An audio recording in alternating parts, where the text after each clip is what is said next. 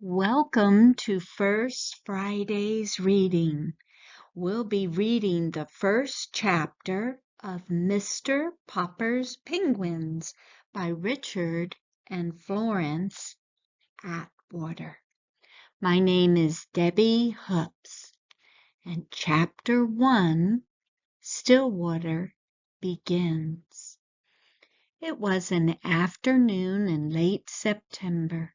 In the pleasant little city of Stillwater, Mr. Popper, the house painter, was going home from work.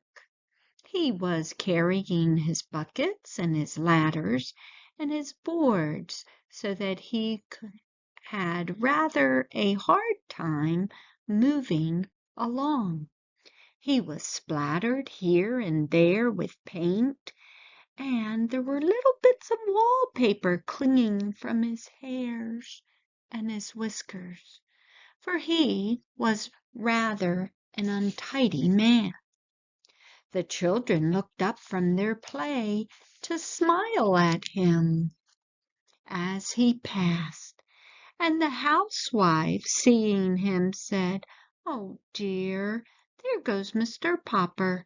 I must remember to ask John to have the house painted over in the spring."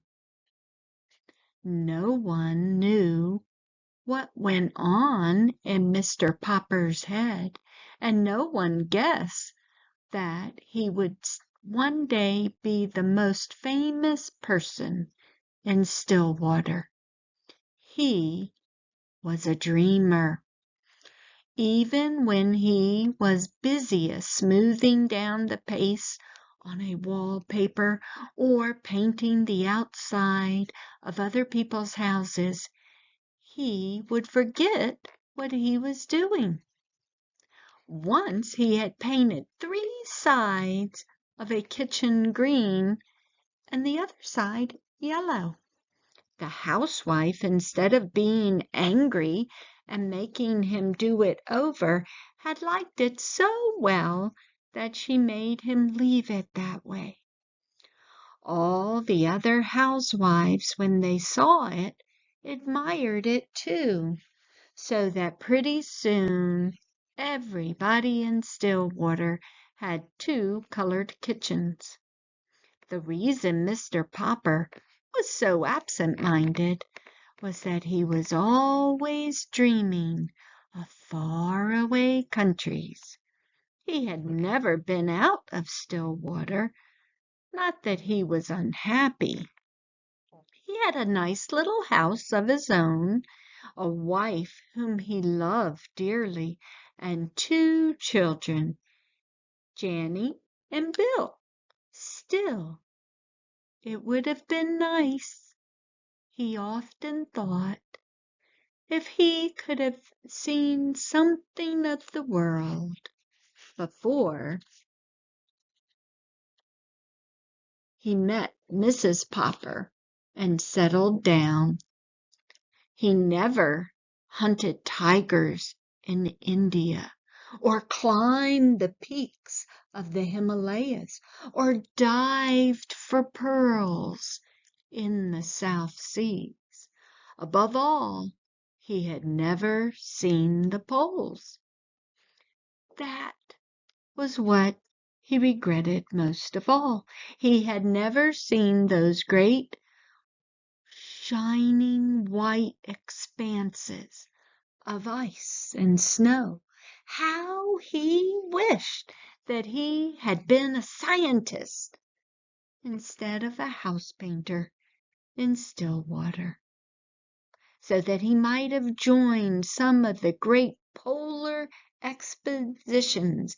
Since he could not go, he was always thinking about them Whenever he heard that a Polar movie was in town, he was the first person at the ticket window, and often he sat through 3 shows. Whenever the town library had a new book about the Arctic or the Antarctic, the North Pole or the South Pole, Mr. Popper was the first to borrow it. Indeed, he had read so much about polar explorers that he could name all of them and tell you what each had done. He was quite an authority on the subject. His evenings were the best time of all. He could sit down in his little house and read about those cold regions at the top and the bottom of the earth.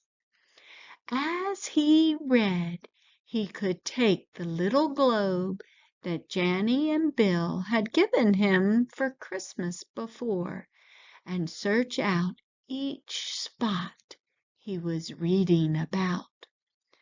So now, as he made his way through the streets, he was happy because the day was over and because it was the end of September. When he came to the gate at the neat little bungalow at 432 Proudfoot Avenue, he turned in.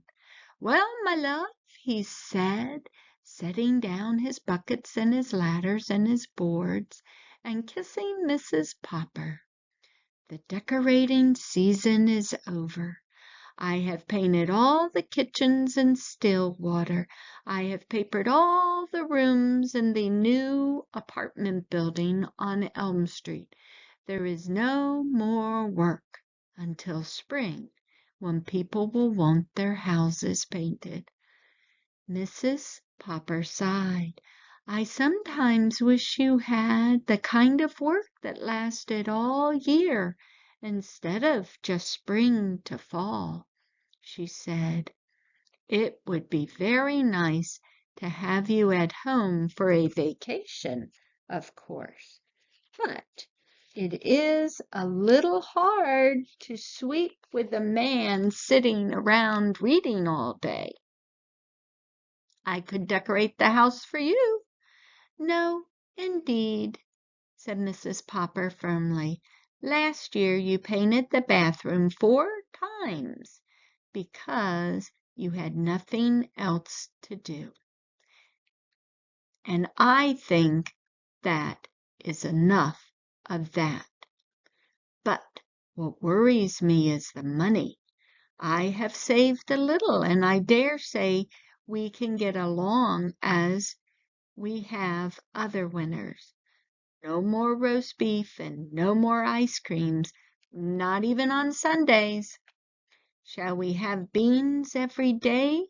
asked Janny and Bill, coming in from play.